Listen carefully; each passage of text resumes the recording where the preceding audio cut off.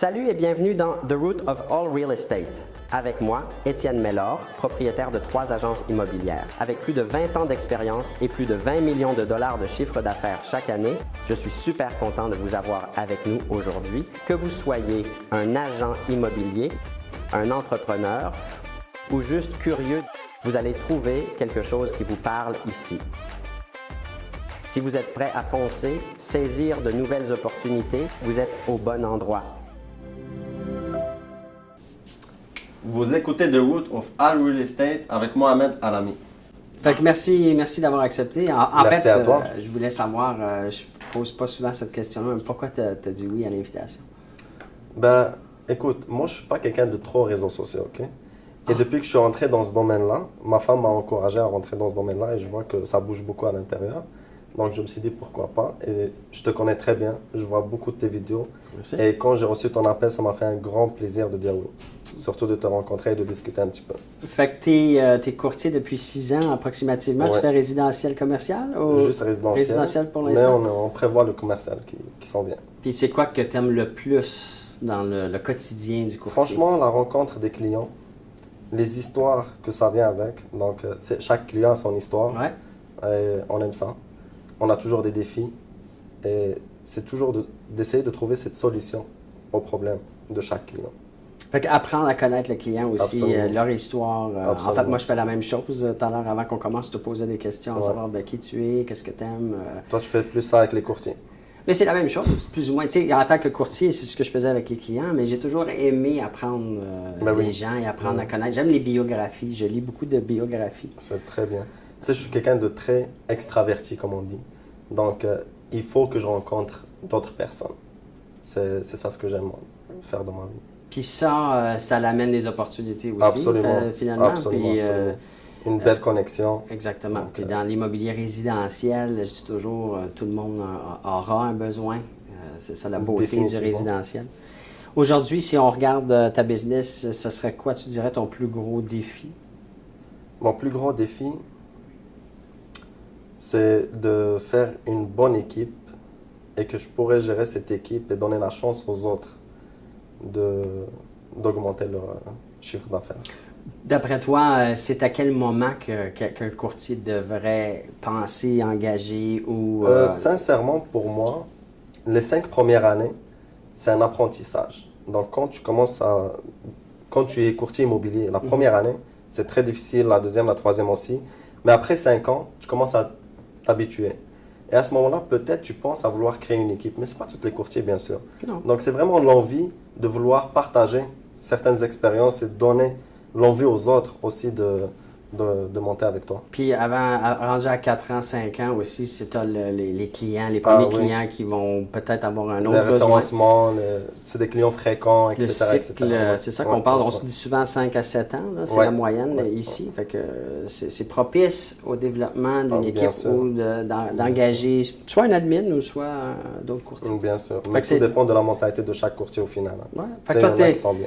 t'es rendu à ce point-là ou c'est Ouais. quelque chose que tu contemples? Ouais, définitivement, oui. Fait que si quelqu'un nous regarde présentement et qui cherche un chef Ça me d'équipe, fera un c'est grand tout le temps. plaisir. Ça me fera un grand plaisir. Fait qu'on Je suis en train peut-être. de travailler là-dessus d'ailleurs. Donc, OK, OK. ouais. Mais dans quel aspect là, de rencontrer des courtiers et de rencontrer des voir courtiers. qui pourrait En être un fait, bon. ça m'est déjà arrivé que j'ai collaboré avec 2 courtiers. Puis ces 2 courtiers-là, ils m'ont dit si jamais tu veux ouvrir une équipe, ça me fera plaisir d'être avec toi dans l'équipe. Non, voilà. Donc, c'est de créer cette belle collaboration. C'est juste ça. Ben, c'est toujours plus le fun, moi, je trouve, Oui, d'avoir des gens avec un Ça- objectif commun. ça crée plus d'idées. Hein. La synergie, l'idée. C'est ça. Si on prend ta définition d'un lead, c'est quoi? Ça serait quoi? Un lead, c'est celui qui va amener la personne du point A au point B dans le positif. C'est pas celui qui va donner des ordres. C'est celui qui va aider la personne à comment régler certains problèmes, d'être présent avec lui. D'ailleurs, ça m'est déjà arrivé, j'en ai même pas d'équipe là, mais ça arrive des fois qu'à l'agence, on a des nouveaux courtiers. Ça me fait plaisir de les amener avec moi à la première rencontre lors de la signature du contrat ou quelque chose. Juste pour qu'il regarde, pour qu'il enlève ce stress-là, pour que lui, quand il va aller rencontrer sa première fois son client, il n'a pas ce stress-là. Fait que sans leur demander de quoi en Ah, non, retour, non, là, non, juste non. parce que tu veux partager ou Tu sais aider, quoi? là. Ça m'arrive même de les rajouter avec moi dans le listing. puis on partage 50-50 avec grand plaisir. Je le connais pas, il me connaît pas, mais Mais de où ça vient, ça, tu penses? c'est le cœur. Non, mais qui tu penses qui t'a donné cette... Est-ce qu'il y a une personne dans ta vie qui t'a influencé à... Non, ben, mes parents m'ont toujours éduqué comme ça, de donner au prochain. J'ai toujours été comme ça, en fait. Non, bravo. Non. C'est pas souvent qu'on... Ouais, je sais que c'est pas mal rare, Non, ouais. mais ça me fait plaisir d'être comme ça. Pour ce qui est de ton quotidien de business de courtier, comment tu vas chercher là, principalement tes sources d'acheteurs-vendeurs? Au début, quand on commence, comme tout courtier, on se dit tous que la sollicitation, c'est la meilleure solution. Ok? Et on a tous commencé par ce point-là. J'ai commencé par ce point-là la première année. Et j'ai sollicité pendant plusieurs mois. Le premier listing, je me rappelle, je l'ai eu 8 mois après que j'ai eu mon permis. Donc, c'est après 8 mois, Ouais. $0. Puis je pense qu'on a tous vécu un petit peu Absolument. cette situation-là. Et avec le temps,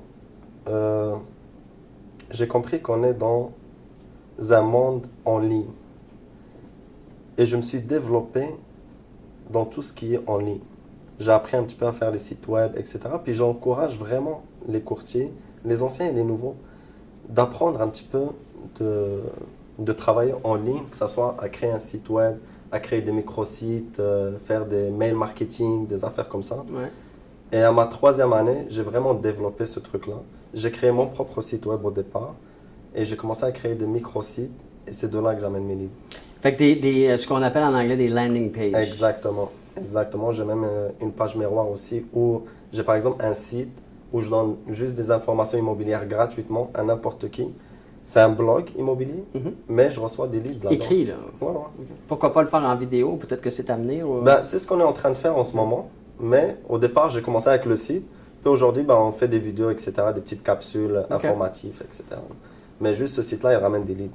Fait que les réseaux sociaux, d'abord, est-ce que c'est ça aussi? Tout à l'heure, tu Bien disais, tu n'étais pas Bien sûr. très réseaux sociaux, mais Moi, là... j'ai jamais été trop réseau. Hein. Mais là, Avant que aujourd'hui... je sois courtier, j'avais aucun réseau. J'avais ni Facebook, ni Insta, ni rien. Et c'est juste l'année dernière que ma femme m'a vraiment encouragé à ouvrir un compte professionnel, tout ce qui est Instagram, Facebook, etc. Puis c'est de là que ça a commencé. Est-ce que tu vois une différence? Là, tout à l'heure, tu parlais de la génération de leads. Oui, oui, oui. Parce que quand tu es courtier, quand tu es un entrepreneur, une entreprise ou peu importe, il faut que tu sois vu en ligne. Il faut que tu sois connu. Donc, ça marche. C'est gratuit. C'est gratuit, voilà. Tu mets un peu de temps, tu as la visibilité. C'est tout. Tu rediriges à ta page, à ton Exactement. landing page. Exactement. C'est la même chose que tu vas faire lors de la sollicitation. Tu vas prendre du temps, tu vas appeler un petit peu le monde, etc. C'est juste que moi, je ne me suis pas concentré sur la sollicitation, je me suis plus concentré sur le côté en ligne. Ben, la sollicitation traditionnelle versus côté digital. Et le côté digital est pour toujours. Parce que tu n'as pas besoin de... Tandis que le traditionnel, tu échanges du temps pour l'activité. C'est plus... Et donc, j'essaie vraiment d'encourager surtout les nouveaux courtiers de... Tu sais, aujourd'hui, tout est devenu facile en ligne. Tu sais, faire un site web, c'est pas mal facile. Absolument. Mais ça prend un peu de temps pour s'investir dans l'éducation. C'est pratique. Combien de temps, tu dirais, tu passes en moyenne sur ton travail de courtier? Là? Si on y va par jour, si tu prends une semaine ou un mois, puis tu le coupes en moyenne de par jour, heure par jour. Je pense que tout courtier, il travaille plus que 8 heures par jour. Avec les appels à faire, avec tous les suivis à faire, que ce soit par message, par mail, etc. On travaille beaucoup. Moi, je suis quelqu'un qui travaille de nuit. Parce que le jour, on est pas mal occupé avec les clients. Les appels, les suivis, les visites, les signatures, etc. Donc, quand j'endors les enfants, à 9 h du soir, je reste sur l'ordinateur souvent jusqu'à 2 h du matin.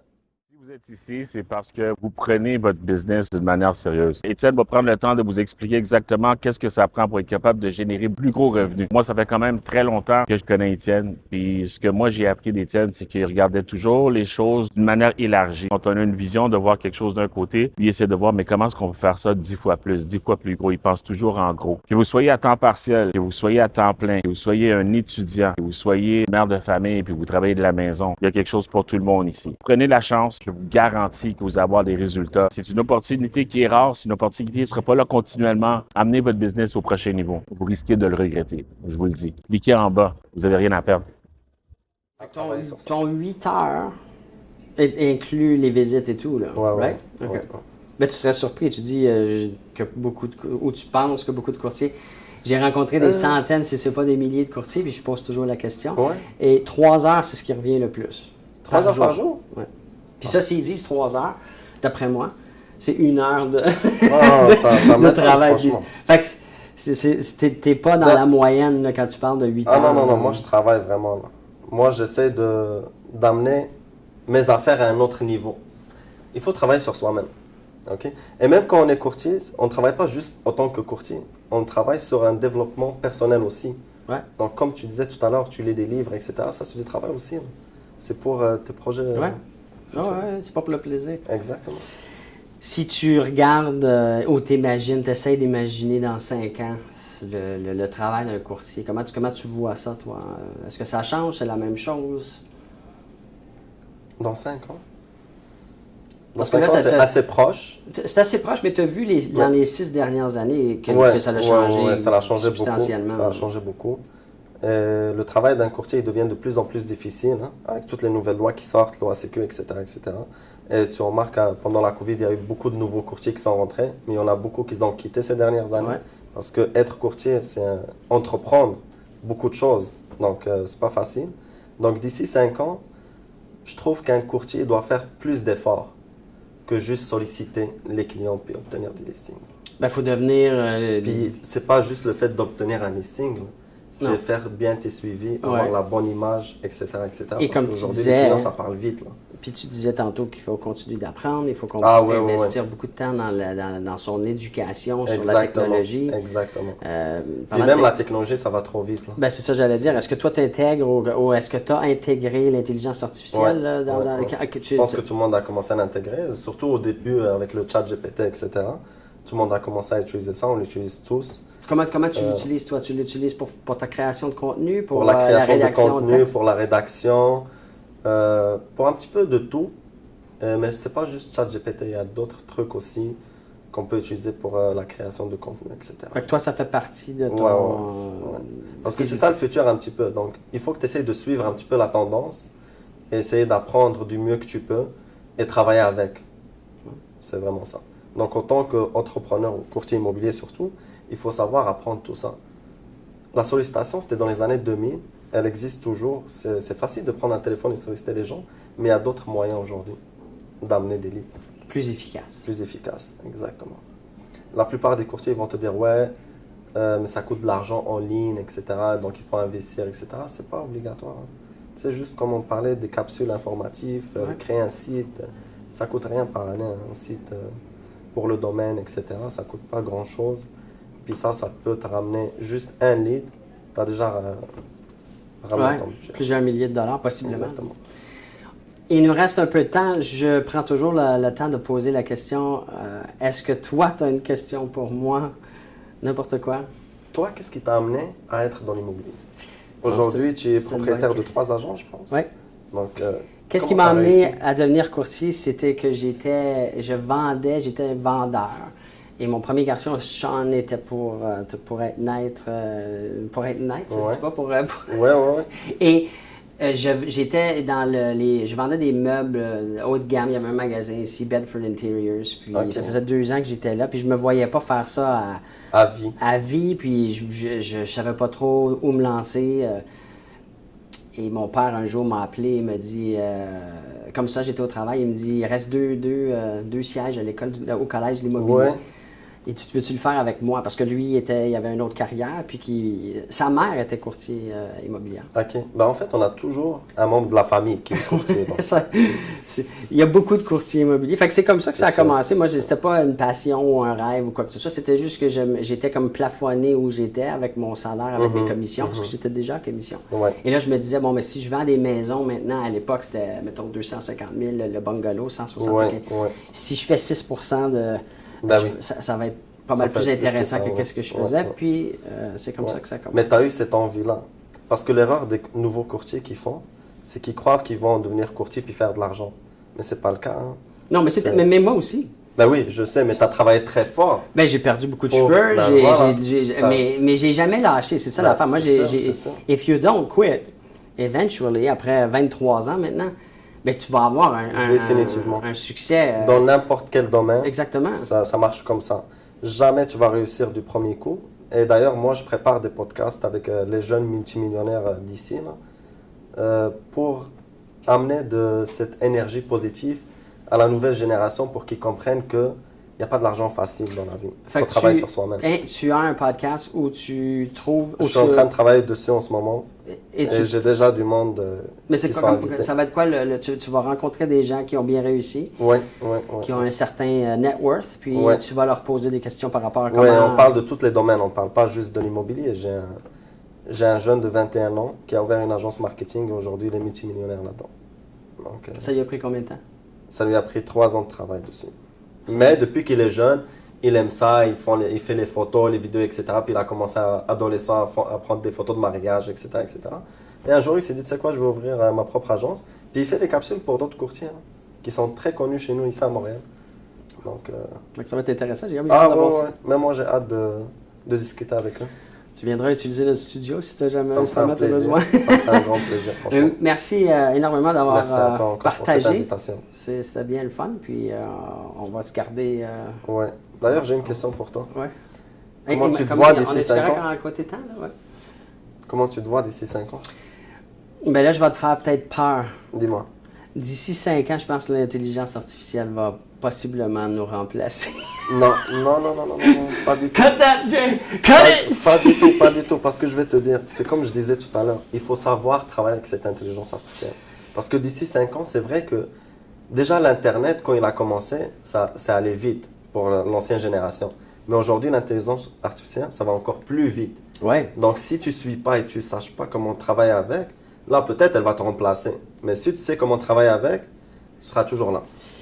Je suis toujours intéressé à développer mes connaissances et depuis quelques années là, que je lis et j'étudie et je suis des gens qui sont dans le milieu.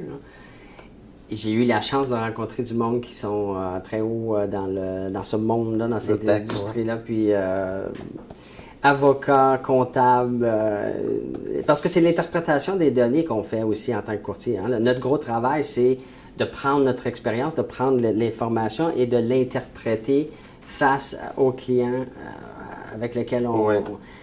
Fait que ça va être facile pour très rapidement, ça va être facile. C'est déjà facile pour l'intelligence artificielle, mais quand je dis 5 ans, l'évolution va très vite. Fait que je ne serais pas surpris que d'ici 5 ans. J'espère pas, mais... Ça ne m'étonnerait pas. Et c'est pour ça qu'il faut trouver d'autres moyens. Hein? Ouais. Il va falloir qu'on s'adapte. Il faut s'adapter. Et c'est ce que les bons entrepreneurs sont capables de faire et je me compte parmi eux. Exactement. Merci encore. Merci à toi, Étienne. Ça vient le faire. Merci.